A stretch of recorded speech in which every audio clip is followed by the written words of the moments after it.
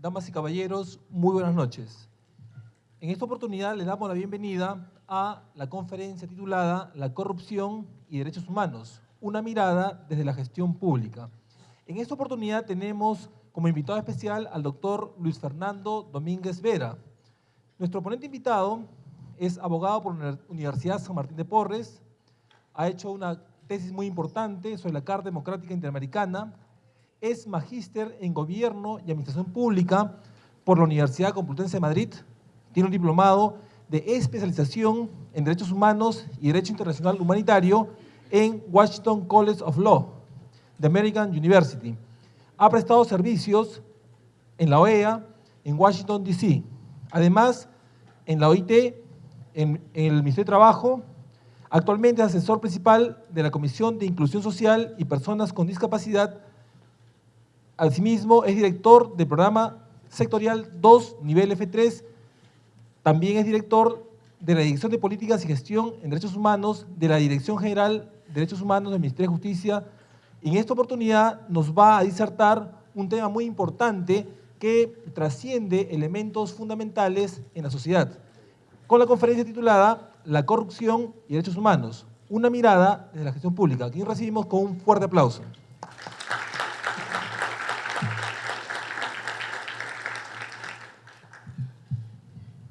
Muchas gracias por la invitación.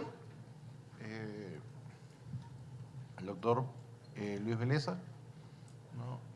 Que es nuestro colega encargado del Centro de Estudios, que realiza sin duda una importante labor en el impulso de los temas formativos en el país. Quiero agradecer también su presencia, darles las buenas noches a todos y a todas quienes nos acompañan esta tarde-noche. Gracias por su interés en acompañarnos en este espacio. Dicho ello, quiero explicar un poco la ruta que vamos a seguir la noche de hoy en lo que respecta al tema que vamos a abordar.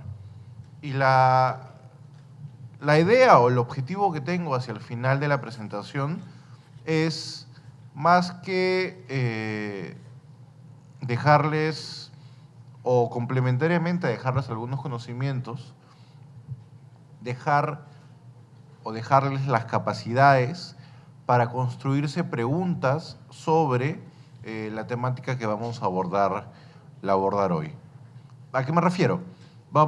Les voy a explicar un conjunto de aspectos vinculados a la gestión pública, desde diversas índoles, de diversas aristas, para que ustedes puedan, a partir de su conocimiento, tener un proceso reflexivo sobre cómo es que la corrupción puede menguar o afectar o dañar estos procesos vinculados a la gestión pública, de los cuales vamos a hablar esta noche. Entiendo que al final vamos a tener un procedimiento para preguntas y pues sin más empezamos. El primer concepto que voy a tocar, de los muchos que voy a tocar de manera puntual, comprenderán que el tiempo es reducido y lo que podría llevarnos de repente en otra oportunidad varias horas o varios días desarrollar, en esta oportunidad busco dejar algunos conceptos puntuales sobre el particular. El primer tema en ese orden de ideas es el concepto del posicionamiento estratégico.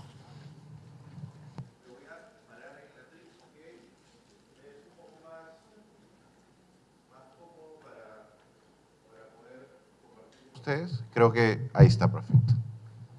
Perfecto, muchísimas gracias. Creo que es un poco más fácil interactuar desde esta posición. El concepto que vamos a ver primero, el criterio a analizar primero, es el vinculado al posicionamiento estratégico. ¿Qué premisa quiero dejarles al momento de abordar este primer concepto? La premisa inicial es la siguiente. El diseño sigue a la estrategia. ¿Ok? ¿Qué implica que el diseño siga la estrategia? Que en cualquier tema de gestión pública, al momento de abordar la misma, el diseño organizativo que tenga una institución, ¿ok?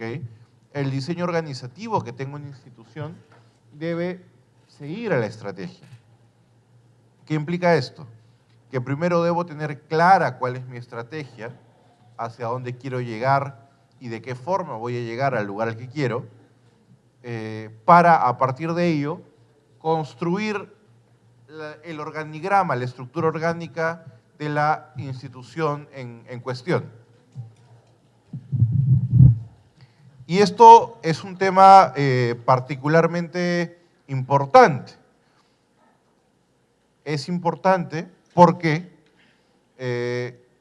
no toda institución, aunque pueda ser similar en su nomenclatura, debe o debería tener el mismo diseño organizativo. ¿Y esto qué tiene que ver con la gestión pública? Cuando uno piensa en gestión pública, debe pensar en estas 3 etapas de lo que es la gestión estratégica. La primera, que es el análisis del posicionamiento estratégico, del cual estamos hablando ahorita, de la formulación estratégica, de la cual vamos a hablar después, y de la implementación estratégica, de la cual también vamos a hablar en un momento. ¿Qué es esto del análisis de posicionamiento estratégico? Como les decía en un primer momento, el análisis de posicionamiento estratégico lo que busca es que el gestor o gestora pública se pregunte en dónde, cómo y con qué características tengo que ubicar a una entidad orgánica o a una institución para hacerla eficiente, eficaz, de calidad y económica. En resumen, exitosa. Este proceso reflexivo, muy importante en el marco de la gestión pública, es lo que se conoce como el análisis de posicionamiento estratégico y está absolutamente determinado por esta premisa. El diseño sigue la estrategia. Primero tengo mi estrategia y después determino el diseño de mi organización. ¿Y de qué manera se hace el análisis del posicionamiento estratégico? ¿Cómo yo determino qué estructura orgánica debe tener una institución? Supongamos, algún voluntario que me quiera decir en dónde trabaja, preferentemente una entidad del Estado. Cualquiera, por favor. En CONADIS, perfecto. CONADIS tiene una estructura orgánica, ¿no? Una secretaría ejecutiva, ¿no? Y un conjunto de direcciones o unidades orgánicas. La forma en la que estas unidades orgánicas han determinado su existencia, su funcionamiento y para qué van a dirigir sus labores, ha tenido que pasa siempre por este análisis de posicionamiento estratégico, que analiza en un primer momento el macroentorno y después el análisis interno. ¿Ok? Cuando se crea cualquier institución, cualquier unidad orgánica, cualquier órgano de línea, cualquier nuevo ministerio, la ortodoxia técnica manda a que se debe determinar o a realizar estos análisis. El análisis externo determina o ve lo que es el macroentorno, el sector y los competidores. El análisis interno determina lo que es la capacidad, la cultura y el propósito organizativo. Vamos a conversar un poquito de qué se trata esto, a grandes rasgos, porque más que hacerlos expertos en análisis de posicionamiento estratégico en esta tarde-noche, me interesa que identifiquen los procesos o las herramientas de gestión y, como les señalaba, cómo estas pueden verse influidas por algún proceso de corrupción. El análisis externo del macroentorno, ¿ok?, que yo voy a tener en cuenta al momento de construir el diseño organizativo de una institución, analiza primero el macroentorno, la parte más externa del entorno, la parte más lejana al núcleo de una institución o a lo interno. ¿Y qué herramientas nos da la gestión pública? Y empezamos a hablar de herramientas para determinar o analizar el macroentorno. Hay una herramienta que se llama la herramienta PESTAL. ¿Ok? PESTAL. ¿Y qué es la herramienta PESTAL? El análisis del entorno político, económico, social, tecnológico, ambiental y legal. Si yo voy a pensar en la creación, por ejemplo, de un nuevo distrito, y voy a imaginarme técnicamente el orden o la estructura orgánica que debería tener esa nueva municipalidad o ese nuevo gobierno local, tengo que, en primer término, analizar la coyuntura política, económica, social, tecnológica, ambiental y legal, porque es parte del entorno en el cual esta nueva institución se va a dar lugar. La siguiente parte del análisis es el análisis del sector, es decir, en qué entorno nos movemos. Para salir del ámbito en el que nos encontramos, en el sector, por ejemplo, del del sector trabajo, ¿qué instituciones están? El Ministerio de Trabajo, la SUNAFIL, Salud, las Cortes y juzgados en lo laboral, los colegios profesionales vinculados a los temas laborales, los sindicatos, los empresarios, son todo ese conjunto de actores que corresponden o forman parte de este gran sector trabajo. ¿Y qué hacemos con ellos? Hacemos este análisis. El nombre, la dirección, quién es su máxima autoridad, cuál es su misión, a quién va dirigida su labor, cómo la realiza, cuál es su diseño y su presupuesto. Es decir, hemos hecho un análisis macro de la realidad política, normativa, económica, laboral, social. Ahora vemos quiénes son aquellas otras personas o entidades con las cuales va a convivir esta entidad o esta institución a la cual queremos posicionar estratégicamente.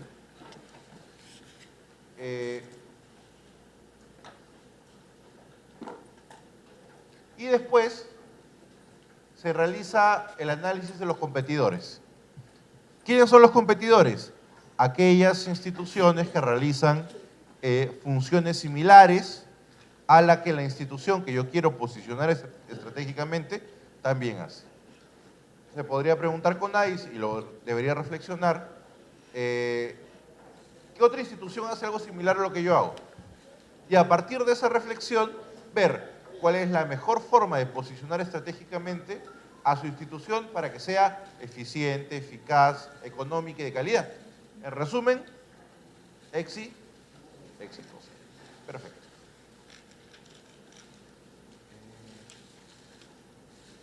El análisis interno, y seguimos avanzando un poquito rápido. El análisis interno evalúa la capacidad, la cultura de la institución y el propósito. Es decir, ya hemos analizado lo externo, el macroentorno, el sector, los competidores, y ahora nos corresponde analizar lo interno, que tiene que ver con la capacidad de la institución.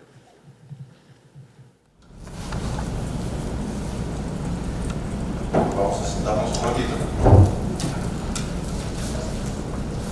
O lo que en términos futbolísticos se llama hacer un cambio de ritmo. Listo. Les decía, en el análisis interno se ve la capacidad, la cultura y el propósito de la institución. Capacidad, cultura y propósito.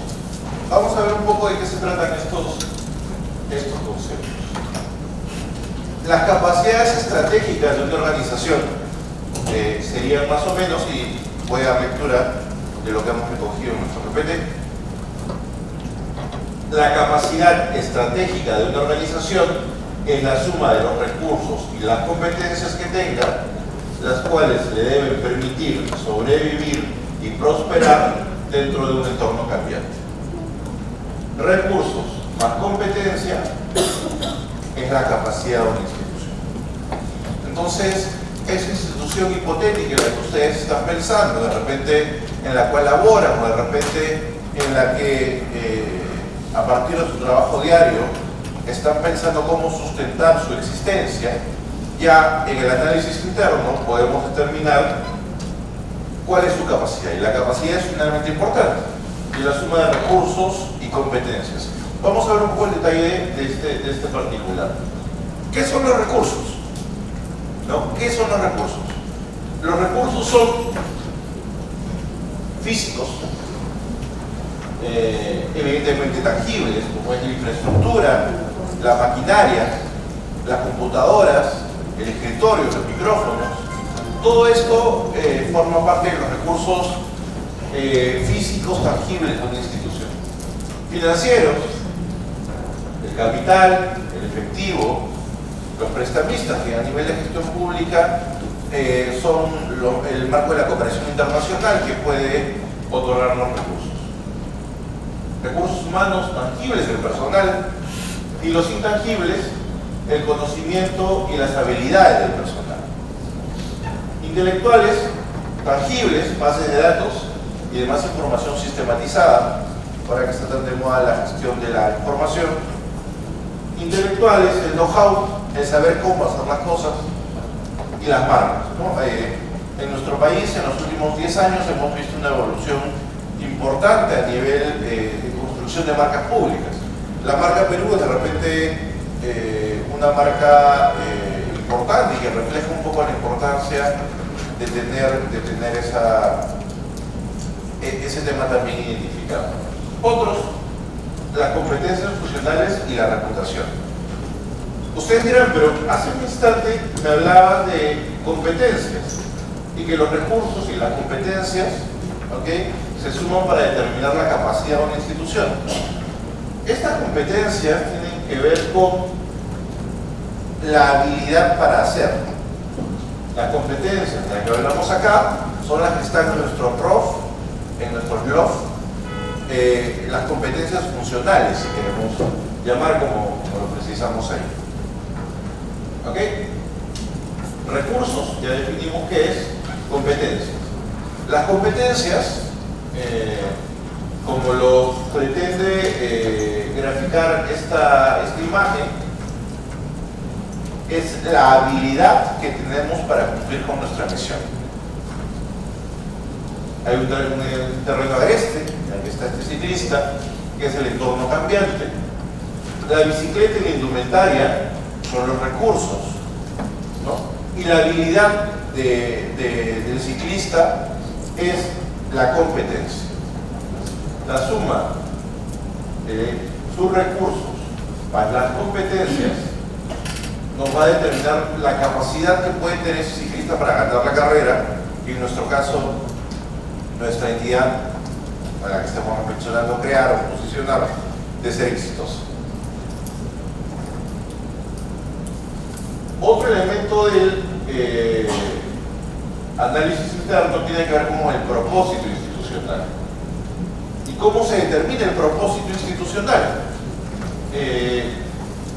Para determinar el propósito institucional debe considerarse en primer término la estructura de gobierno. ¿Cómo está determinada la estructura de gobierno? Y esto se puede determinar a partir de la siguiente pregunta.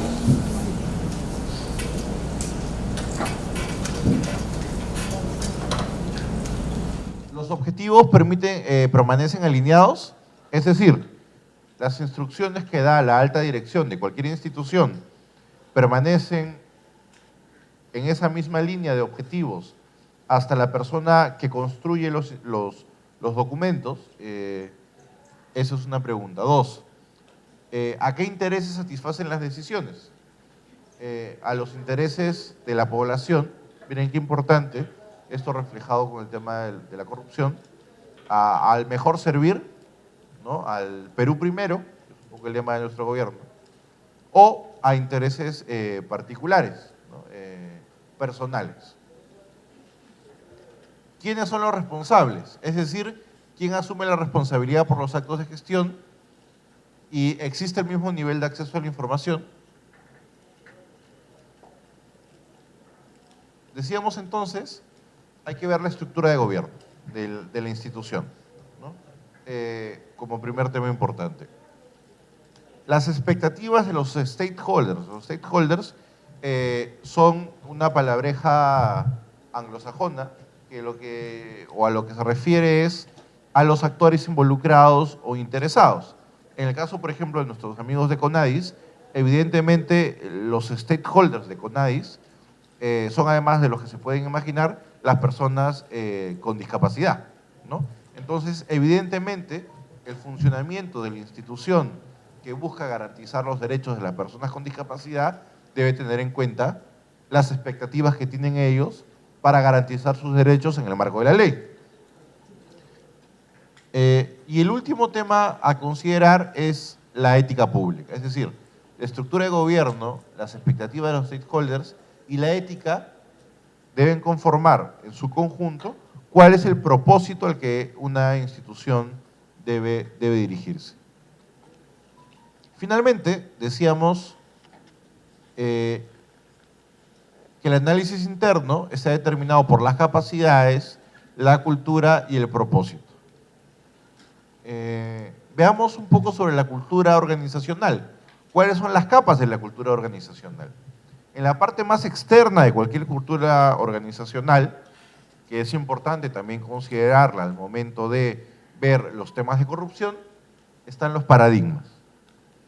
Los paradigmas. Es decir, aquellas grandes principios rectores del funcionamiento de cualquier institución y que consideramos casi inalterables y a partir de los cuales se guía el funcionamiento de alguna institución. Por ejemplo, la WADA, ya que está tan de moda este tema, podría decirnos que el paradigma por el cual ellos trabajan, ¿ok?, es el dopaje cero, ¿no? El dopaje cero, porque eso es lo que ellos consideran como justo, que la justicia está vinculada al dopaje cero. Podríamos decir que esto conlleva unos comportamientos, ¿no? Por ejemplo, ser absolutamente estrictos y apelar a cualquier circunstancia, aunque podamos de repente avisorar que en el caso en particular no hubo intención de que hubiera algún nivel de dopaje, ¿no? Siguiendo con el ejemplo. Creencias. Toda persona que se ha dopado lo ha hecho intencionalmente, una creencia.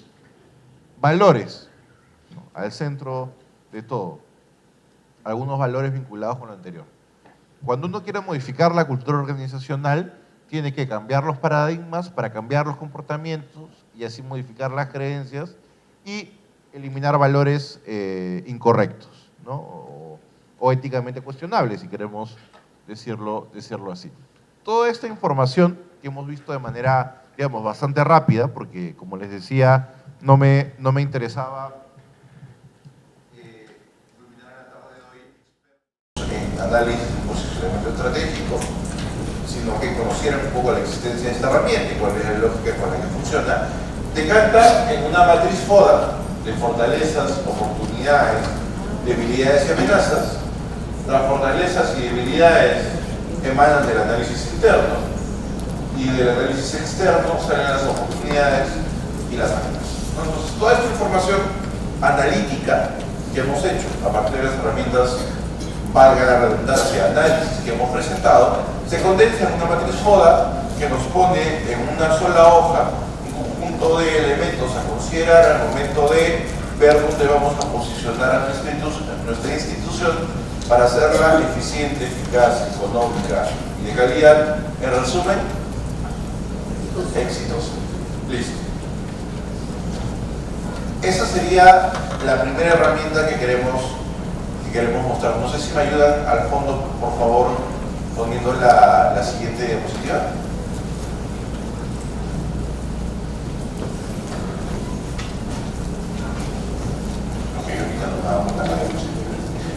En lo que viene, de repente, ¿hay alguna pregunta puntual? Ahí creo que ya no van a hacer nada. Perfecto.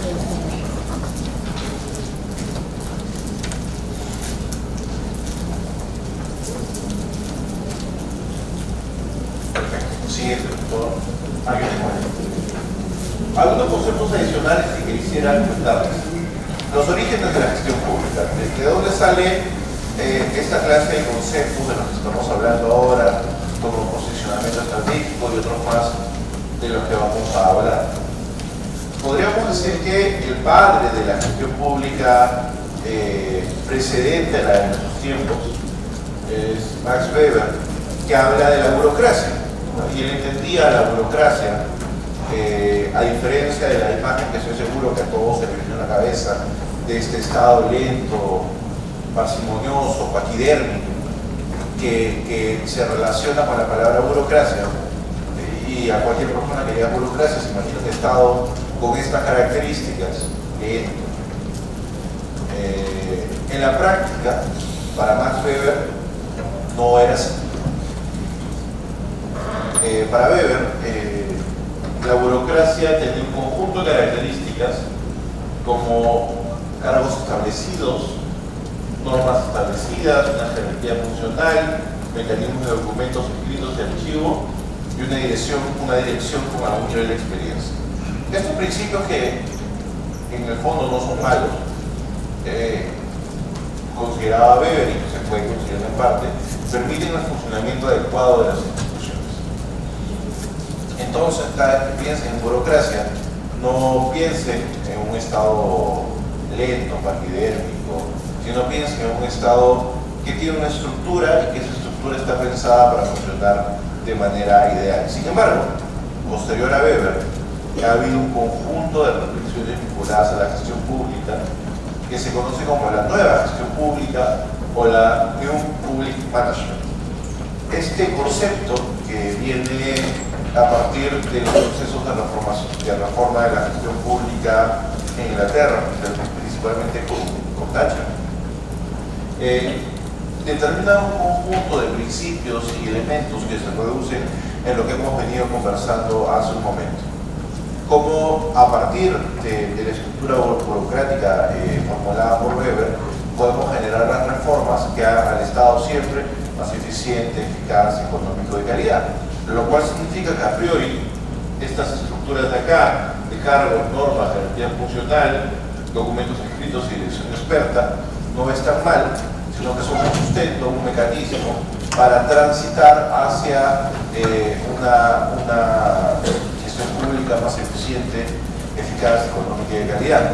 Sobre el particular, se ha impreso mucha tinta sobre cuáles son los mejores procesos para pasar de la gestión pública weberiana a una nueva gestión pública, y cómo es que países como los nuestros en América Latina pueden seguir los procesos más idóneos para esta lógica. Y digamos que la doctrina predominante sugiere que debe hacerse un proceso de selección informada de cuáles son las mejores herramientas de gestión para incorporarlas en los procesos de gestión, digamos, de nuestros países. Es decir, no se trata de hacer un copy and paste de cómo es la gestión pública en países con tradición anglosajona un poco diferente del nuestro, sino que se debe seleccionar las mejores herramientas de gestión para incorporarlas en el funcionamiento de los estados en América Latina. Es un poco la posición predominante de la doctrina en el tema particular. Una de estas herramientas de gestión es la que ya hemos conversado sobre el análisis de posicionamiento estratégico y el diseño organizativo. Esto ya lo hemos visto.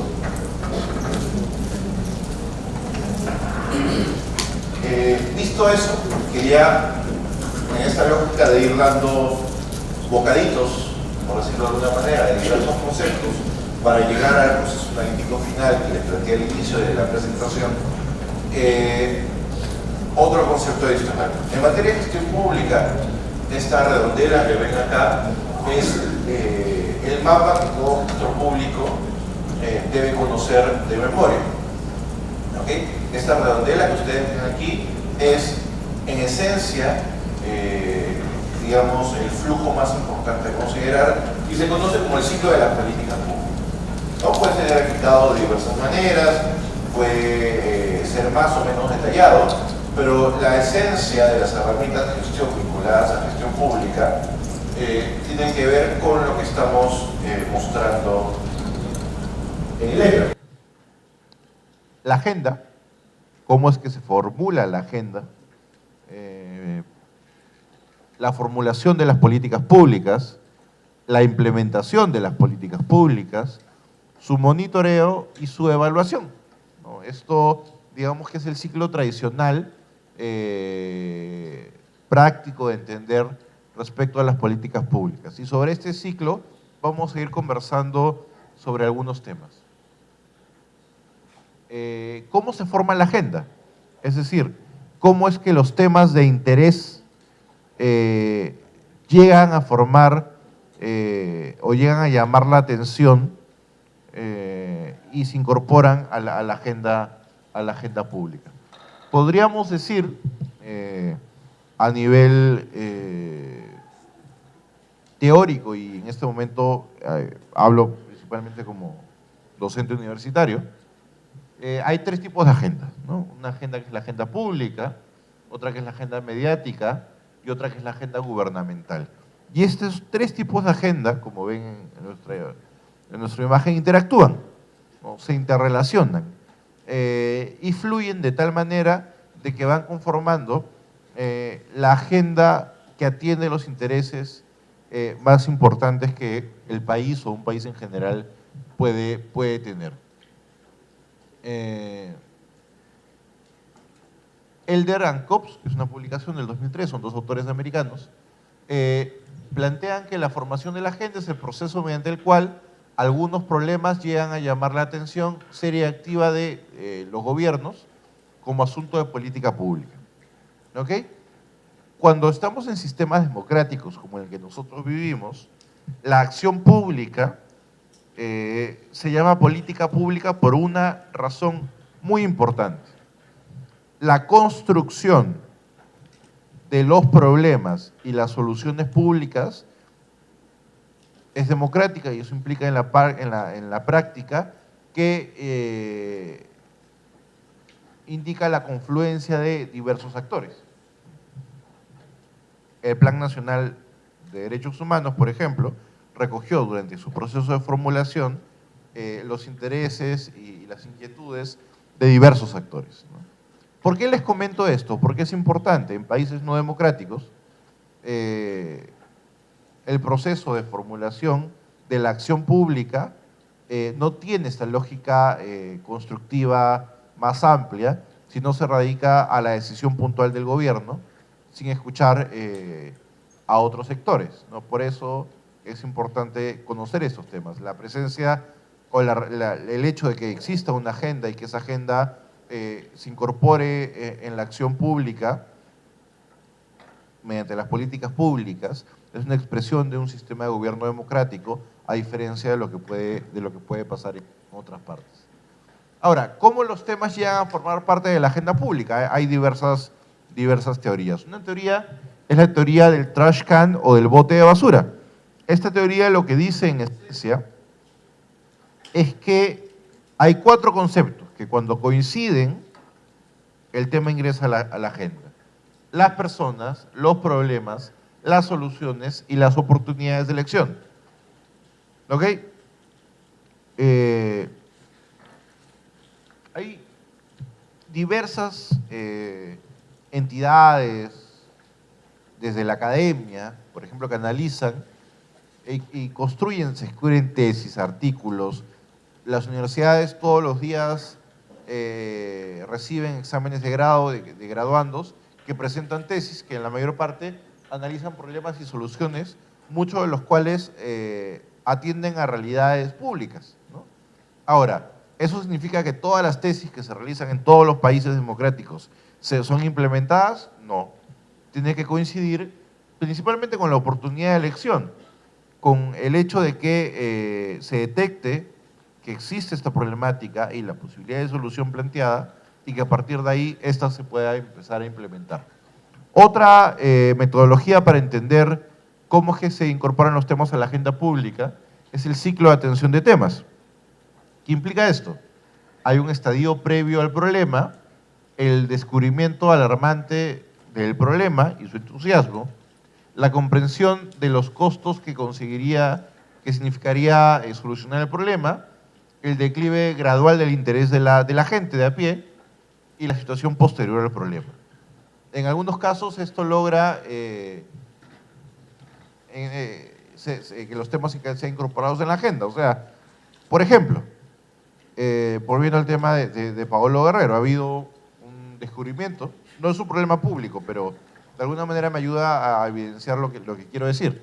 Hay un estado previo al problema, hay un descubrimiento del problema, hay un tema alarmante, un nivel de efusividad, la comprensión de lo que implica el problema y de que de repente podía verse peligrar la participación del primer mundial, un declive gradual del interés y una situación posterior, ¿no? Que en este caso es feliz gracias a que el capitán va a estar en el mundial. Lo que les quiero decir con esto no es que estemos hablando de fútbol, sino de que así como ha habido una tensión sobre este tema, como la hay por temas de diferente naturaleza, los diferentes temas de problemas públicos pasan muchas veces por este ciclo y por este ciclo llegan o no a llamar o a consolidarse como soluciones públicas a ser consideradas, ¿no?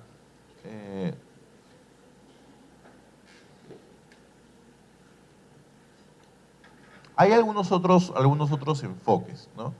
Uno de ellos, el que tiene que ver con la teoría sobre el cambio cultural, que nos dice en esencia que la concepción del mundo y de la cultura de la sociedad global ha ido modificando y eso hace que los enfoques que la población le dé a los temas de interés público vaya variando y que la construcción de los problemas y las soluciones públicas también lo hagan, ¿no? Que está vinculado a la sofisticación de la opinión pública, en tanto hay mayor acceso a la información y la gente tiene la capacidad de opinar con mayor profundidad sobre diversos temas. Y los issue publics, que son en la práctica el activismo, aquellos grupos o colectivos que identifican ciertas temáticas, como las temáticas, por ejemplo, de lucha contra o acción contra las corridas de toros, y es un tema específico que repetidamente está en la agenda pública y que de alguna manera genera un impacto como grupo de presión.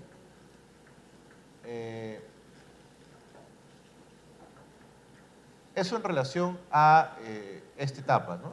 Cómo es que la agenda tiene alguna relevancia y pensemos cómo es que en la práctica, nuevamente les planteo la pregunta, la corrupción puede afectar los procesos de adecuada formulación de la agenda pública y no hacer que esta atienda a los intereses de la población. Formulación. La formulación de las políticas públicas está sustentada, como comentábamos hace un momento, en la construcción de un problema y una solución pública y determinar relaciones causales de cómo es que la solución que yo estoy planteando efectivamente va a permitir solucionar el problema que he detectado, ¿no? Y que efectivamente, si yo voy a hacer o voy a dar un medicamento, ese medicamento efectivamente va a bajar la fiebre y no la va a subir o no la va a mantener en el mismo estándar. Eso tiene que ver con el proceso de formulación y elección de alternativas y ver cuál es más económica, eficiente, eficaz y demás principios de la nueva gestión pública, ¿no? Esto un poco en relación a la formulación de las políticas. Se implementan las políticas, es decir, si yo formulo una política, la política tiene un conjunto de objetivos, metas, indicadores a ser alcanzados y la implementación de la política y su monitoreo están profundamente vinculados a realizar las acciones que se han previsto para lograr los objetivos que se han previsto, que en la práctica tiene que ver con solucionar el problema público detectado. Y finalmente, la última parte del ciclo de políticas públicas tiene que ver con la evaluación de las políticas públicas. Y esto es particularmente importante. Las políticas públicas, al ser evaluadas, nos da información absolutamente vital para que cuando regresemos a la etapa de formulación, estas sean mejoradas en una lógica siempre de, valga la redundancia, mejora continua.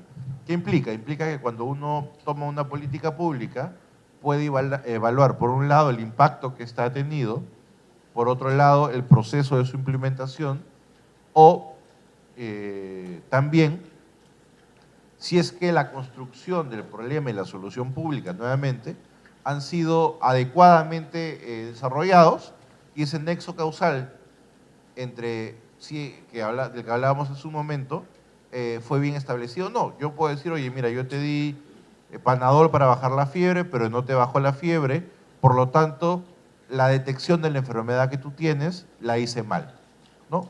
La construcción del problema y la solución pública pudo haber sido mejor. Esto hablando a niveles generales y técnicos y no de nada en específico, ¿no? Es importante siempre la evaluación para la mejora continua.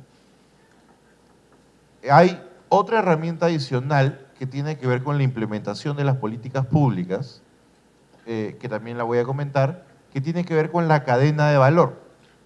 ¿Qué es la cadena de valor? Es el conjunto de acciones que uno realiza para generar valor público, ¿no? Si estuviéramos hablando de una cadena de valor de una entidad privada, diríamos cómo es que hago más con menos, cómo genero el mayor valor de mi producto utilizando la menor cantidad de recursos posibles.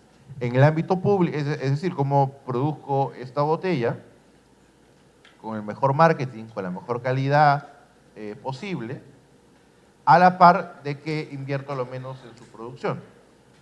A nivel público, no hablamos de bienes, sino hablamos de ciudadanía y cómo es que garantizo de la mejor manera los derechos de la población, siendo eficiente, eficaz, económico y de calidad, ¿no? Cómo garantizo la mayor cantidad de derechos, nuevamente con estos 4 principios de eficiencia, eficacia, calidad y demás. Una cadena de valor tiene esencialmente 2 partes, la que conocemos como actividades de soporte, que son aquellas que no están directamente vinculadas a la producción del servicio público que se da, sino vinculadas a el apoyo para las mismas, como la asesoría jurídica, el control interno, la planificación y el presupuesto, la gestión de los recursos humanos, la administración y la dirección. Y hay otro conjunto de actividades primarias que sí están vinculadas a la producción del servicio, como son los insumos, las actividades técnicas y los productos o bienes que finalmente son elaborados. Si yo conozco todos estos procesos y tengo una visión estratégica de todos estos procesos sobre la base de los principios de eficiencia, eficacia, economía y calidad, voy a poder generar mayor garantía de derechos de manera más idónea. El valor público está vinculado con el resultado en la garantía de derechos que yo realice. ¿Ok? Hemos hecho una revisión bastante rápida de un conjunto de diversas herramientas vinculadas a la gestión pública.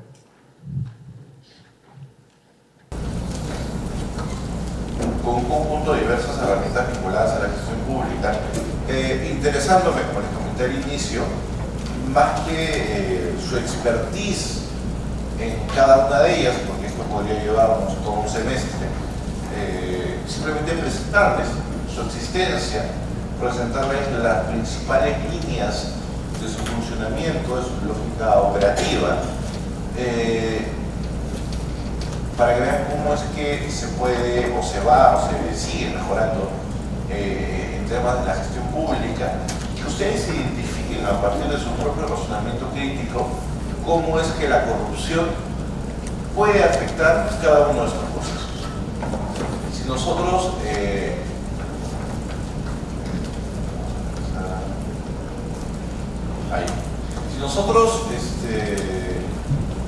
vemos ese ciclo, como resumen un poco de toda la presentación que hemos hecho, ustedes pueden preguntarse cómo afecta la corrupción en que los temas sean formulados en la agenda pública, cómo afecta la corrupción en la formación de la agenda pública. ¿Cómo afecta la corrupción en la determinación o la formulación de las políticas públicas, en los objetivos, en los indicadores, en las metas? ¿Cómo afecta la corrupción en ellos? ¿Cómo afecta la corrupción en la implementación de lo determinado y en el monitoreo de su cumplimiento? Y finalmente, ¿cómo afecta la corrupción en la evaluación de todo lo realizado?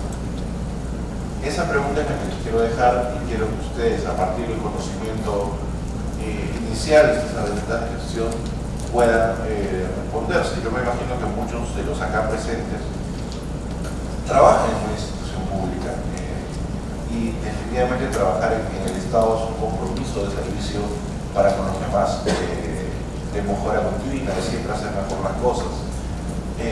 Y muchos de ustedes trabajan probablemente en alguna o en varias de estas etapas del cumplimiento de las metas que el Estado tiene para mejor servir a la población. Entonces, a partir de ello, ustedes pueden preguntarse también, en general, cómo es que en el Estado la corrupción afecta a cada una de estas etapas.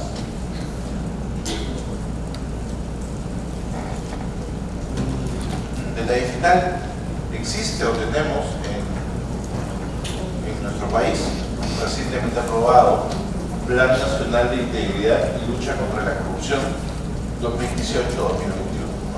Este plan es el instrumento de gestión que le permite al Estado orientar la acción pública para garantizar, por un lado, la integridad y por otro lado, para luchar contra la corrupción, como dos caras de la misma moneda, y que probablemente les sirva a ustedes para tenerlo en cuenta en sus reflexiones, ¿no? A partir de lo que hemos conversado en esta tarde-noche. En ese sentido, este instrumento define, por ejemplo, los tipos de corrupción: grande, pequeña, a partir de quién es el que genera la corrupción y demás, y les permite de alguna manera tener un documento que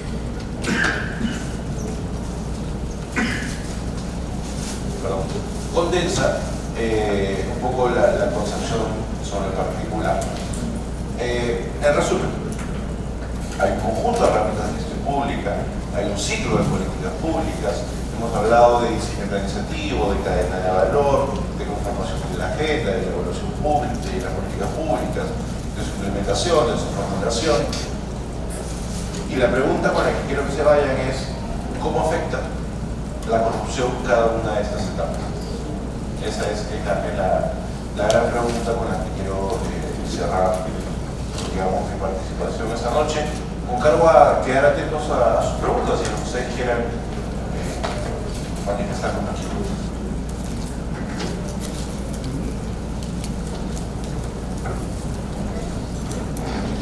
¿No hay ninguna pregunta? Eso nos presenta dos alternativas. La primera, o que estuvo clarísima, o la segunda, que no me entendieron nada. Espero que sea la primera, y en caso de ser la segunda, que ahí la pregunta. Yo con mucho gusto la podré intentar responder.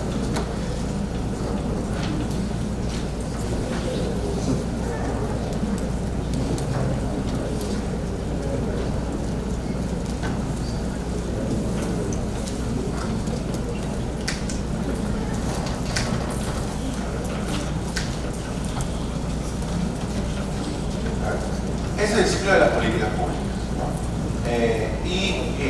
La corrupción es un problema transversal a la gestión pública y evidentemente afecta las diversas etapas del ciclo de las políticas públicas, ¿no?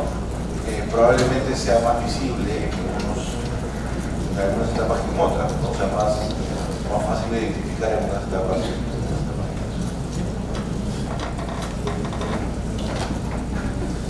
Por allá.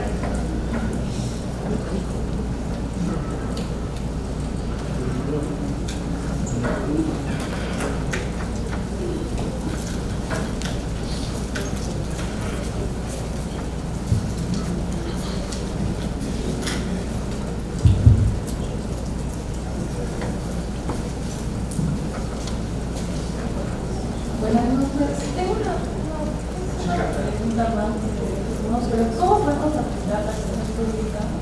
o cómo deberíamos utilizar la función pública de las diferentes instituciones del Estado para, en el marco de los derechos humanos, o para asegurar una protección adecuada de los diferentes derechos humanos.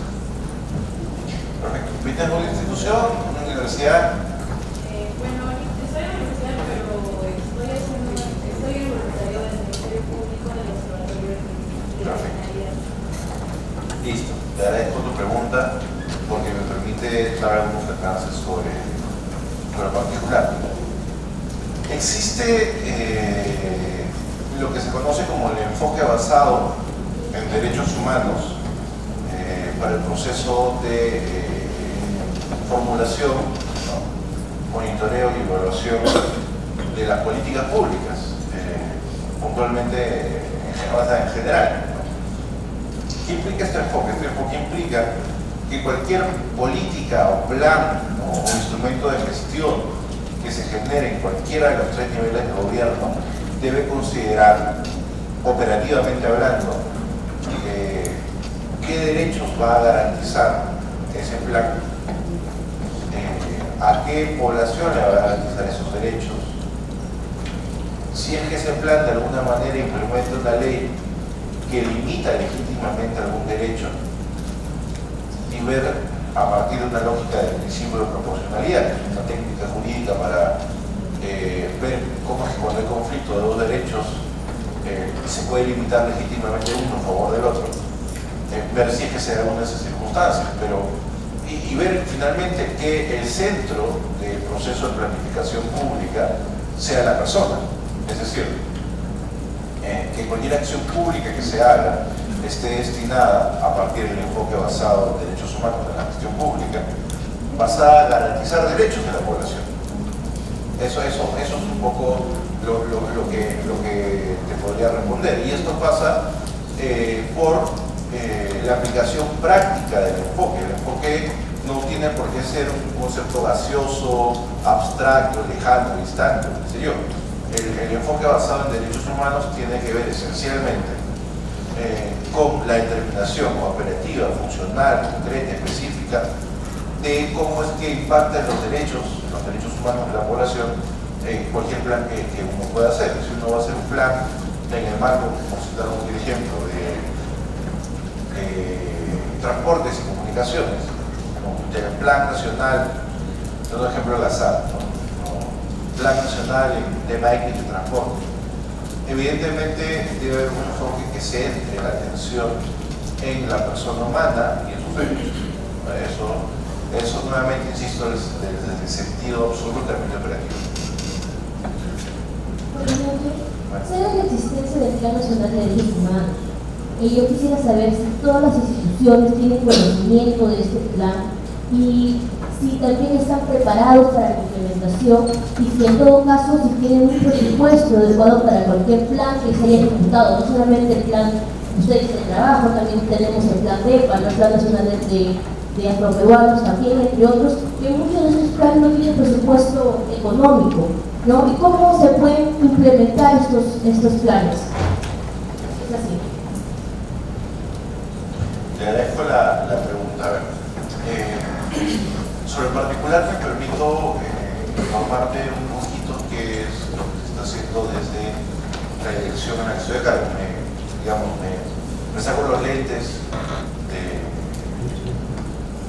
de académico, a partir de los cuales he intentado hacer esta presentación, y te recuerdo un poquito a partir de las cosas que se vienen haciendo en la dirección, con temas súper específicos.